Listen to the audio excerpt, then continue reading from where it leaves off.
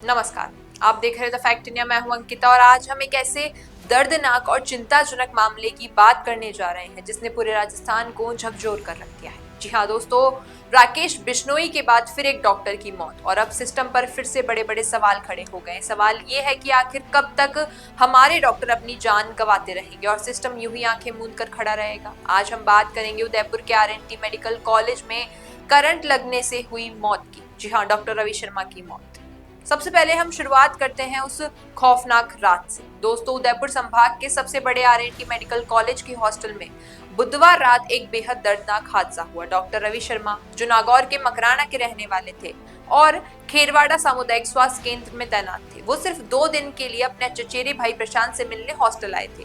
रात करीब 1:30 बजे वो हॉस्टल के 4थे फ्लोर पर वाटर कूलर से पानी भरने के लिए गए। तभी वाटर कूलर से करंट लगने से उनकी मौके पर ही मौत हो गई। उनके चीखने की आवाज सुनकर बाकी रेजिडेंट डॉक्टर दौड़े और उन्हें तुरंत इमरजेंसी में ले जाया गया। सीपीआर दिया गया, हर मुमकिन कोशिश की गई, लेकिन अफसोस उनकी जान नहीं बचा जा सकी। अब यहाँ सोचने वाली बात यह है दोस्तों कि यह हादसा टाला जा सकता था, क्योंकि यह कोई अचानक हुई दुर्घटना नहीं थी। उसी वाटर कूलर की शिकायतें पहले भी कई बार की गई थी। हॉस्टल प्रबंधन को बताया गया था कि उसमें करंट आ रहा है, लेकिन किसी ने ध्यान ही नहीं दिया और इसी लापरवाही का नतीजा ये हुआ कि एक होनहार डॉक्टर की जान चली गई। इस दर्दनाक घटना के बाद रेसिडेंट डॉक्टरों का गुस्सा फूट पड़ा। पूरे हॉस्टल में हड़कंप मच गया। रेसिडेंस में रहने वाले सभी लोगों ने कहा कि जब तक दोषियों पर कार्रवाई नहीं की जाएगी, हड़ताल जारी रहेगी। ओपीडी, आईसीयू, ट्रॉमा और इमरजेंसी सब बंद रहेंगे। मरीज बेहाल हो गए हैं, अस्पतालों में इलाज ठप हो गया है। और दोस्तों, ये अकेला मामला नहीं, आपको याद होगा और हाल ही में चल भी रहा है कि जोधपुर में रेसिडेंट डॉक्टर राकेश बिश्नोई की मौत का मामला।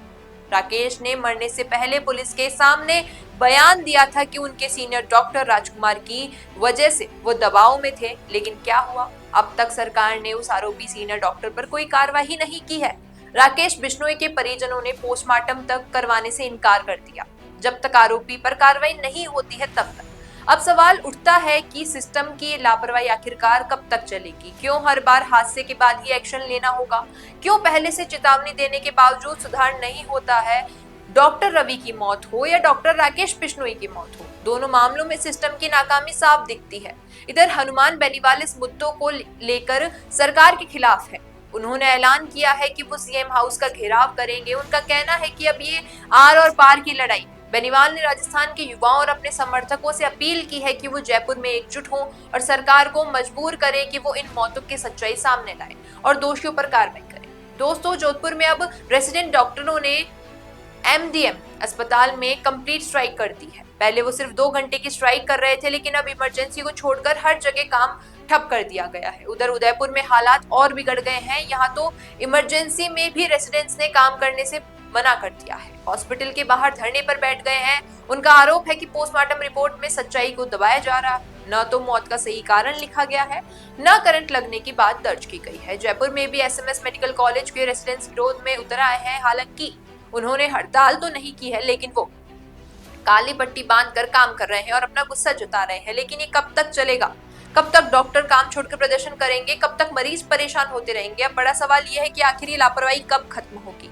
कब सिस्टम जिम्मेदारी लेगा? क्यों पहले से पता होते हुए भी ये हादसे होते रहते हैं? जब हादसा हो जाता है तब जांच और कार्रवाई की बातें होती है। दोस्तों, ये सिर्फ डॉक्टरों की लड़ाई नहीं है, ये हम सबकी लड़ाई है। और अगर अस्पतालों में काम करने वाले डॉक्टर खुद सुरक्षित नहीं है तो आम आदमी की सुरक्षा की गारंटी कौन देगा?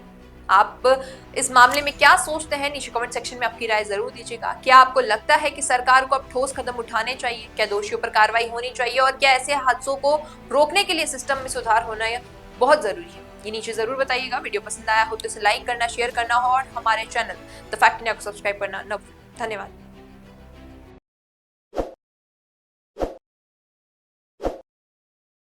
ताज़ा खबरों के लिए विजिट करें द फैक्ट इंडिया की वेबसाइट और डाउनलोड करें द फैक्ट इंडिया ऐप।